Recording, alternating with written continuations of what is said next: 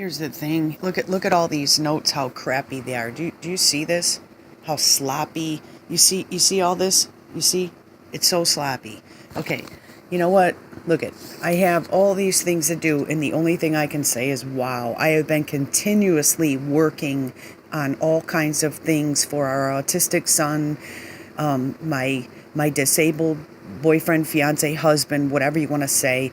I do this all the time, and it's hard for me to keep a job. I can't even hold. Yes, I have held a steady job for 10 years straight, delivered newspapers. I've done everything I could and worked second jobs on top of that, doing things like couponing stuff like this. And I actually did illegal stuff. So, want to pin me on that, whoever it is that could be out for me. But, I have to call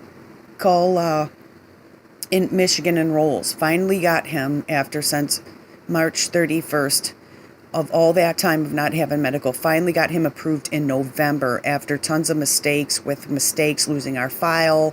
And then they said they'll register it at a later date and this and that. So I called Enrolls. And here we go again. Michigan Enrolls for the Medicaid program. I can't speak on his behalf because now he is over 18. And I have to have guardianship forms, proof sent in, blah, blah, blah. Oh, but, in the meantime, I do find out if he authorizes me for the day, blah, blah, blah, which then I would have had to remember in my head that's what we did the last time. But they didn't tell me I had to do that again because they got me sidetracked saying that I had to have the guardianship before they could even speak to me at all. And then, with that, I say to myself, well, why did you even go get the guardianship forms and everything? You're still having just as much problem as when getting the guardianship forms. It's sounding to me right now like, what sense was it for me to go to court to get guardianship over our autistic son? What sense was it? Because even though if I do have them, sure, send in the letter. But then, see, the guardianship expires every single year, so I'm going to have to send in a letter every single year. I mean, this is a lot of work. That's all I know for having an autistic son and being a guardianship and all that. Okay, I don't get paid to do this. It's my son, which, yeah, they'd say, well, why should you get paid for your own son to take care of him, which I would understand you shouldn't. But the thing is that if you would understand the other side of it with like people in group homes and all that, I mean, the state takes care of that, but the state does not help the individual families that go through it when the kids are over 18. It's all on your own. So if I'm sounding confusing here and everything, it is confusing. It's confusing. I can't remember what I'm doing from one second to the next. And in the meantime, with my mom passing away, my boyfriend being disabled, the hereditary spastic paraparesis, we can go on and on and on. Our foreclosure, our roof has been leaking for like 3 to 5 years. We had signs when we first moved in, but this is so confusing to me. And then in the meantime, with my mom dying, I am to the point right now, and I have so much more to say. The video only holds so much, and I'm shaking because I'm freezing right now. I have so much to say and so many things that I can share with people and tell them that if you're dealing with an autistic son and with Medicaid or Social Security or school IEPs or whatever, this stuff is not easy, and I don't think it'll ever be. And even if you take the correct steps to go ahead and do the right things to be able to speak on their behalf, or whatever it is that they say you need to do, where all these places say you need to do, it still really does not matter. Maybe one day I'll get so good at this that I can just give you some shortcuts to eliminate all the bullshit and press forward. But in the meantime, I have some advice. Try your best not to lose your mind, even though you're going to lose your mind. I think you will. Unless I am just some kind of weak person that has never known how to handle myself. What is it? Is it that? No, I don't think so. I can't even go on because this video has been 4 minutes already, and you can't see this. It's so blurry. Call Enrolls, and then I was going to try to enroll him in a plan for Medicaid.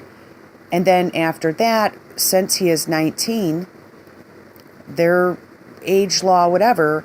Now I have to find him, because he can't go to his pediatrician anymore, a whole new doctor.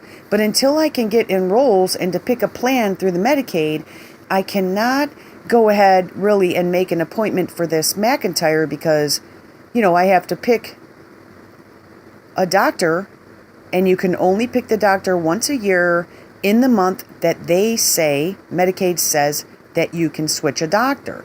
I mean, maybe regular health plans or whatever are this way too. Maybe it's just as hard for everybody else who is not on Medicaid, but I haven't pretty much, to me, what this all boils down to is that if you have money and you are rich, you do not have to deal with any of this shit at all. At all. You pay for it. That's it. It's quick. You're in, you're out, you're this, you're that. You get what you need. You get your scripts filled. Exact scripts that the doctor writes out for you, they will cover on your plan, most likely, more than what Medicaid does. We just had an issue where Brian goes in and gets a script for some kind of inhaler because he's known to have asthma, and yet they fill him out for the weakest, lowest, cheapest prescription that they have. He's actually been into the hospital because these scripts did not work. And then on top, if they would just give you the script you need, the one that works for you, they could actually, the Medicaid and the state could save themselves money, because you would not have to go into the emergency and spend all that other money and doctor money. And you know what? I don't believe that the system deals with the shit the way they should. It's so backwards.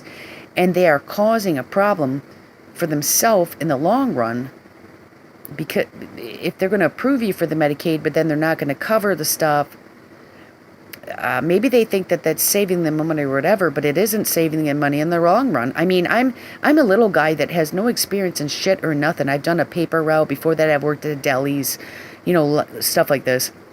The only experience I have is taking care of autistic kids, and basically the only thing with that is if you listen, you stay calm, you do this, you do that, you try the best you can basically, keep it to a fine medium, say, not perfect but not beyond. You're maybe a fine medium or a more of a balance, but look out if anything comes out from the outside to them that upsets them or anything, because you're just back to square one again. I mean, it's with sleep, with pills, with medicine, with anything. It don't matter. It's just, so here we go. I'm already at the 8-minute mark on my video almost, and I have all these things to do. But in order to do one thing, I got to do another. Then I can't do another because now I need the guardianship forms. And then I'm on the phone. I need to talk about myself picking a plan too. So they end up hanging up on me. Then I have to call back now to take care of my own thing. And then we have, kicked out of our counseling program. So now I'm having to call them, and I'm having to find a new place to go, which already has been to 2 or 3 already. So okay, what is there left? Go back to one of those shit ones that we already been to? I mean, so he can't see his pediatrician no more because he's over 19. She said she would only see him till he's 19. We are out of scripts. We have some for now. This stuff gets so confusing, and any little thing, if you don't have a job, you don't have money, you don't have a college education, you don't have nothing. You don't have nothing. You're screwed. So if I were to have been given the opportunity where somebody gave me a job and this and that, and it had health benefits and whatever else, and that's why I talk about this Trump stuff, this Trump being elected president. If he has it in mind that that's what he's going to do is get to jobs for people, blah, blah, blah, but he can't get it for everybody. But, what I'm saying is, what is wrong with that? He's solving the solution the way he should. I don't get how everybody is thinking. So look at all my figures of the money and everything, and you look to that and how sloppy it is. And let's see, how much short? We need that now, 20, it's probably 53, $5,000 and 30 we need right now. That's beyond my reach. That's beyond I can't do it. It's so deep. End up losing everything because that's what's happening right now. Unless some special miracle comes in place.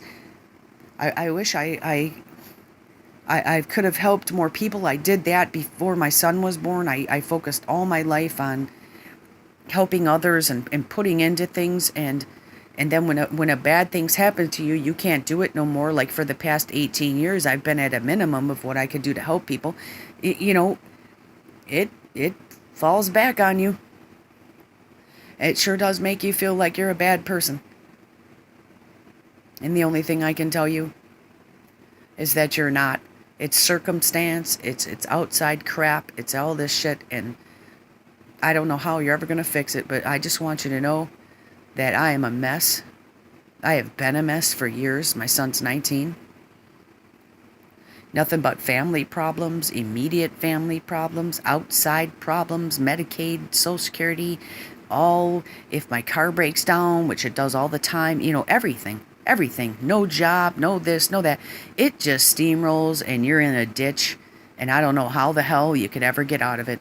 I just want you to know that, yep, your feelings get hurt, you suffer, your health suffers. You're gonna most likely have a shortened life compared to the rich guy, and it reminds me in the Bible, rich man, poor man, this and that. It just does. It's sad. I just want to let you know my heart goes out to you deeply. I understand your things that you could be going through, and just, feel free to write me on YouTube. Get a hold of me on Facebook, Stephanie Lynn Hosky. Do whatever you can to keep yourself going, and I thank you for watching, and I wish only but the best for you. God, please send some help my way also. Thank you. Thanks for watching. Bye.